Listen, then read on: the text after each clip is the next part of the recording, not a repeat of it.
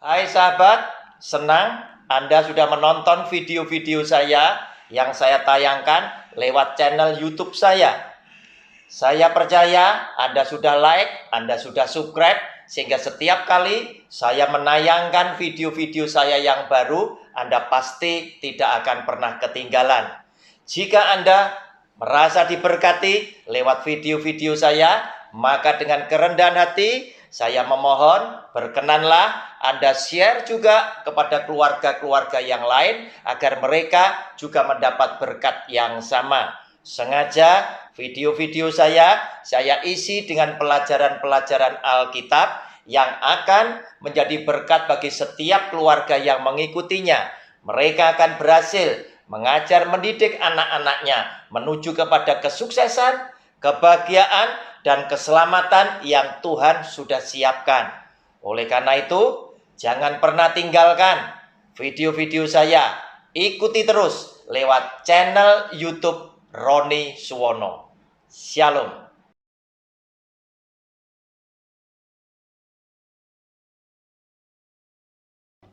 Shalom. Jumpa kembali dengan channel pribadi saya lewat program Sabar Selidiki Alkitab bersama Roni Suwono. Saudara, kita memasuki video yang kelima dari pelajaran berseri dengan judul Apa yang dibutuhkan jemaat. Saudara, daftar apa yang kita butuhkan, Yesus Tuhan ngerti.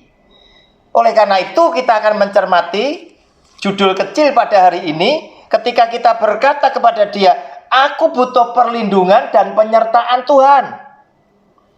Kita mau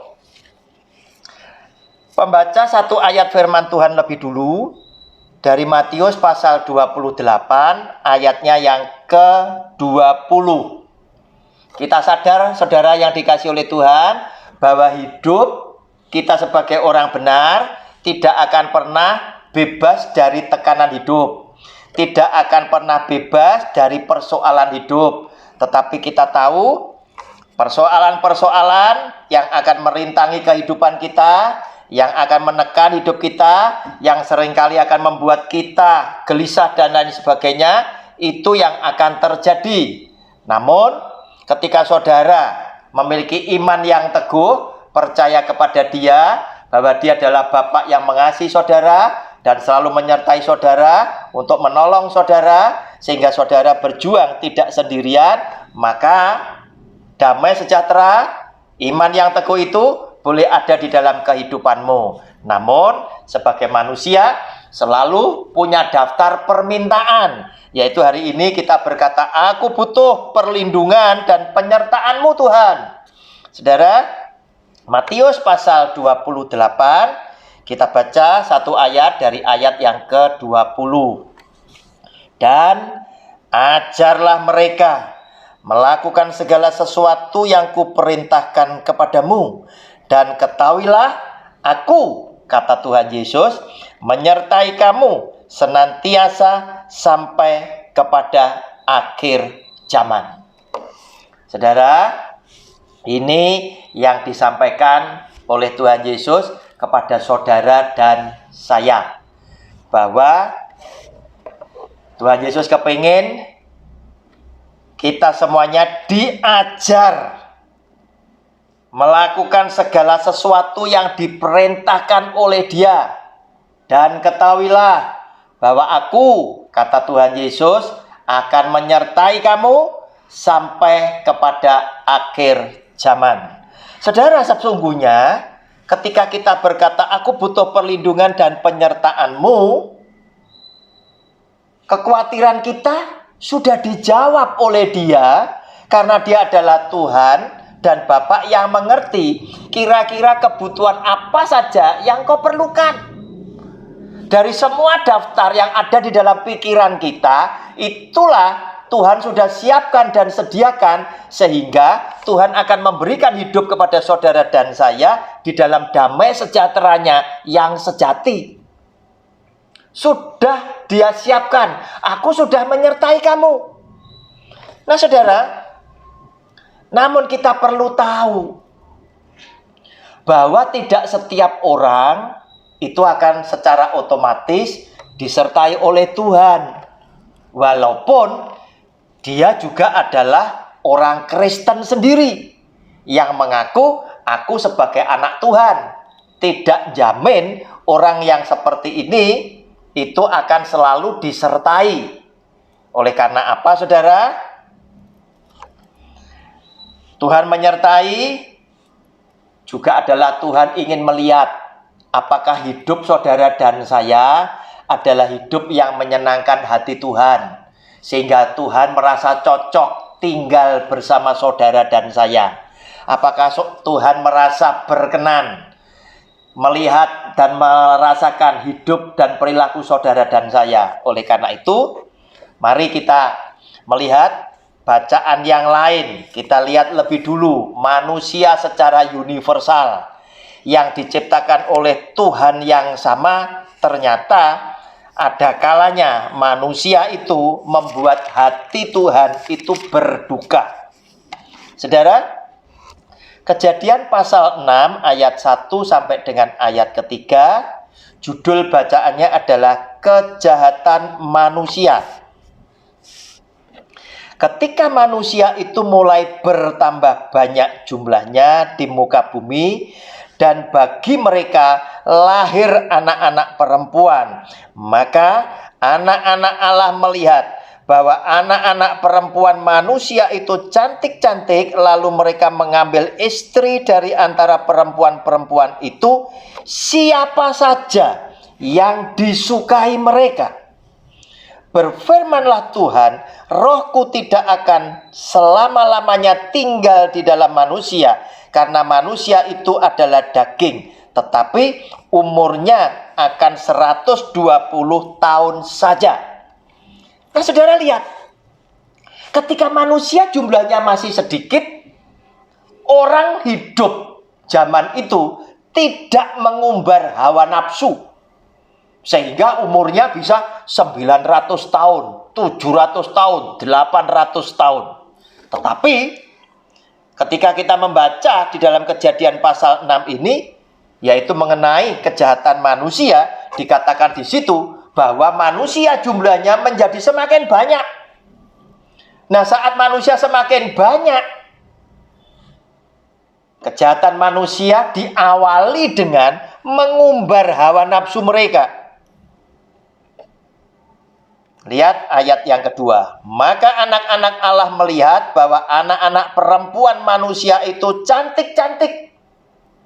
Lalu mereka mengambil istri dari antara perempuan-perempuan itu, siapa saja yang disukai mereka. Asal suka ambil, asal suka ambil, asal suka ambil. Saudara, tidak mengambil sesuai dengan yang Tuhan kehendaki. Jadi ini lebih didorong oleh hawa nafsu semata-mata. Sehingga manusia itu tadi dikatakan, berfirmanlah Tuhan, rohku tidak akan selama-lamanya tinggal di dalam manusia, karena manusia itu adalah daging. Manusia itu adalah penuh hawa nafsu. Banyak dosanya, banyak ketidaksuciannya, sehingga Tuhan berkata, rohku tidak akan selama-lamanya tinggal bersama-sama dengan manusia. Aku tidak selama-lamanya akan menyertai manusia, karena manusia itu daging, manusia itu penuh dengan hawa nafsu.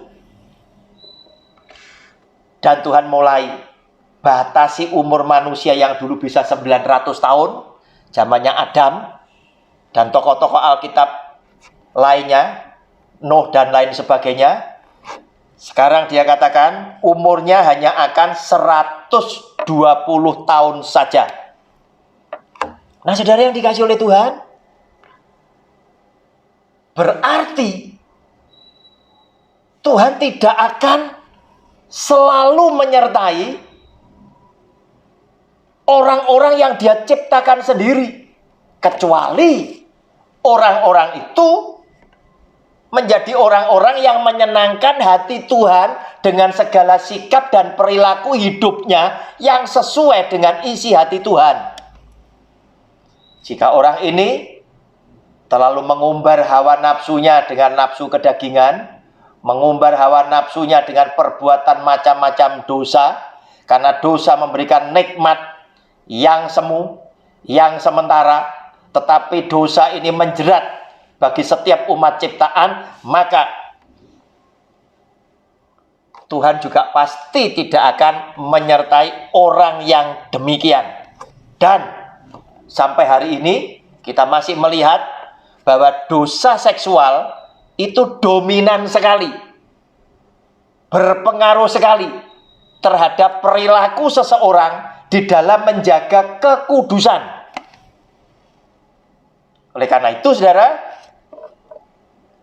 hati-hati dengan dosa-dosa seksual ini tadi. Oleh karena itu,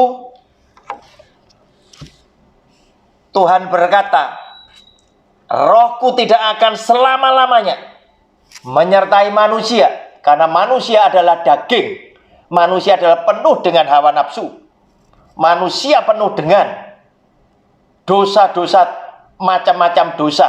Oleh karena itu umurnya hanya akan 120 tahun saja. Bahkan kepada orang-orang tertentu yang sengaja oleh Tuhan dipilih sendiri secara langsung, Tuhan juga berlakukan sama dengan firman-Nya. Orang yang dipilih oleh Tuhan pun bisa berubah karakternya. Oleh karena apa? Nikmat daging yang dia rasakan menjadikan dia lupa kepada Tuhan yang sudah memberikan nikmat tersebut. Saudara, daging ini suka melupakan. Daging suka tidak bisa membalas budi. Hanya orang yang beriman saja, orang yang takut kepada Tuhan saja, semakin dia diberkati, semakin dia merendahkan diri di hadapan Sang Pemberi berkat.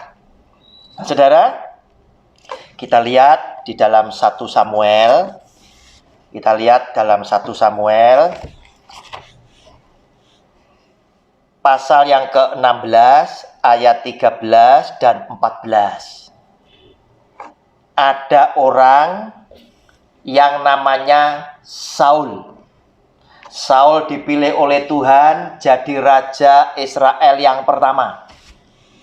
Kenapa Tuhan pilih Saul? Pada saat Saul dipilih oleh Tuhan, Saul adalah pribadi yang hebat, yang penuh dengan kerendahan hati. Dia bahkan ketika dipilih, dia berkata, Tuhan, kenapa harus aku yang Engkau pilih? Bukankah aku masih muda, aku tidak berpengalaman, dan aku dari suku yang paling lemah? Itu adalah Saul. Tetapi pada waktu Tuhan memilih Saul, Tuhan melihat Saul dalam keadaan baik. Dia memilih Saul. Muncul pertanyaan, apakah Tuhan tidak mengerti bahwa Saul nanti bakal seperti itu? Jawabnya pasti Tuhan tahu. Tetapi kenapa Tuhan tetap pilih Saul? Karena Tuhan punya rancangannya sendiri.